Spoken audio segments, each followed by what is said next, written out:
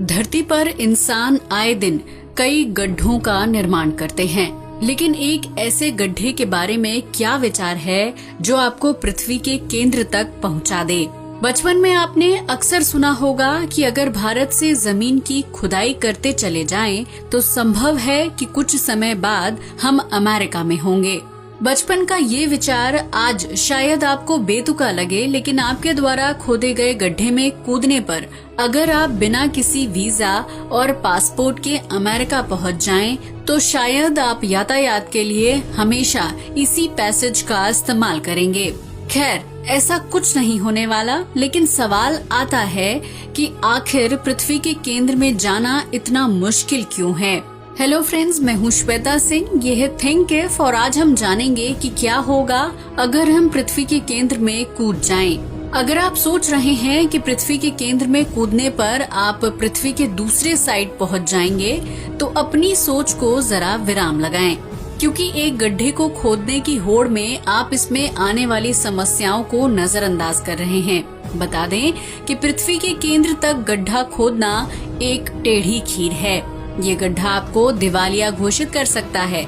आप पहले इंसान नहीं हैं जिसके दिमाग में पृथ्वी के केंद्र तक जाने का सवाल आया है। आपसे पहले रशिया भी ये कोशिश कर चुका है, और यही कारण है कि पृथ्वी के केंद्र में पहुंचने के लिए सबसे बड़ा गड्ढा रशिया ने बनाया था, जिसे आज सब कोला सुपर डीप बोरहोल के नाम से जानते हैं। इस गड्ढे को खोदने में रशिया को 30 साल का समय लगा। लंबाई में ये गड्ढा लगभग 12 किलोमीटर है, जबकि पृथ्वी की सतह से केंद्र की दूरी 6371 किलोमीटर है। ऐसे में आपकी उम्र चली जाएगी खोदते खोदते, लेकिन पृथ्वी के केंद्र तक की खुदाई कभी पूरी नहीं होगी।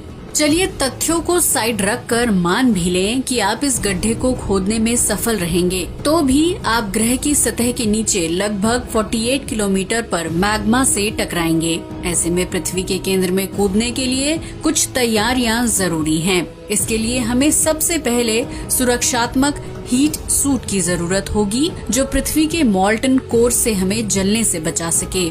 बता दें कि कोला सुपर डीप बोरहोल में खुदाई करते वक्त 12 किलोमीटर पर पहुंचते ही वहां का तापमान 180 डिग्री सेल्सियस से भी ज्यादा था, जिसके चलते मशीन जलना शुरू हो गई।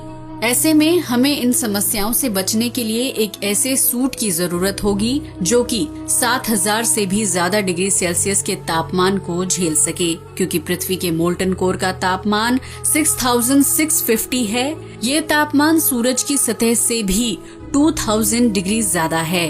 अगर मान भी लिया जाए कि आप इस हॉट मैग्मा से बचने में सफल हुए, तो भी उस क्षेत्र में मौजूद गर्म हवा आपकी जान लेने के लिए काफी होगी। बता दें कि जिस तरह पानी के भीतर जाने पर आप दबाव महसूस करते हैं, ठीक उसी तरह पृथ्वी के केंद्र की ओर जाने पर आप ज्यादा दबाव महसूस करेंगे, क्योंकि आपके ऊपर ज्यादा हवा होगी। हमारे अपने ग्रह पर अगर आप 50 किलोमीटर से ज्यादा नीचे की यात्रा करने में सफल रहे, तो आपको भीतर ऐसा लगेगा मानो आप महासागर के सबसे भीतरी भाग में हैं। इतना भीतर शायद ही आपके शरीर का कोई हिस्सा बचे, क्योंकि गहराई में आप फट जाएंगे।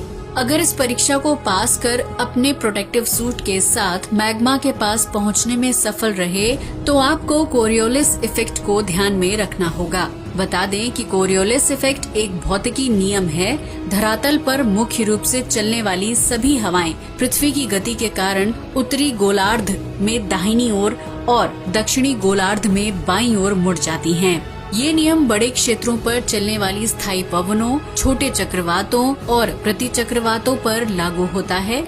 ऐसे में जब हम पृथ्वी के कोर की ओर जाएंगे, तो आपकी स्पीड बेहद तेज हो जाएगी। इस बात को ऐसे समझा जा सकता है कि पृथ्वी 1 घंटे में 1600 किलोमीटर से यात्रा करती है, और केंद्र में जाते हुए आपकी गति 28,000 किलोमीटर पर आवर होगी।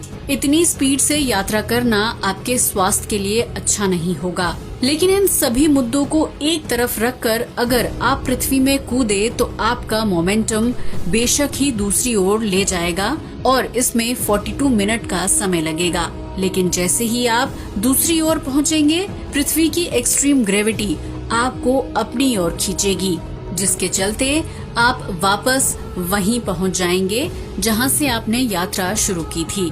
लेकिन दुख की बात है कि इस पूरी घटना में आप अपनी जान गंवा बैठेंगे। आम भाषा में कहा जाए तो पृथ्वी की सतह से इसके केंद्र में यात्रा करना एक अच्छा सुझाव बनकर हमारे सामने नहीं आता। अमेरिका जाने के लिए बेहतर है कि हम फ्लाइट का इस्तेमाल करें और इस विचार को छोड़ दें। आज के लिए बस इतना ही। वीडियो अच्छा लगा हो तो इसे लाइक और शेयर करें, साथ ही चैनल को भी सब्सक्राइब करें। जय हिंद दोस्तों।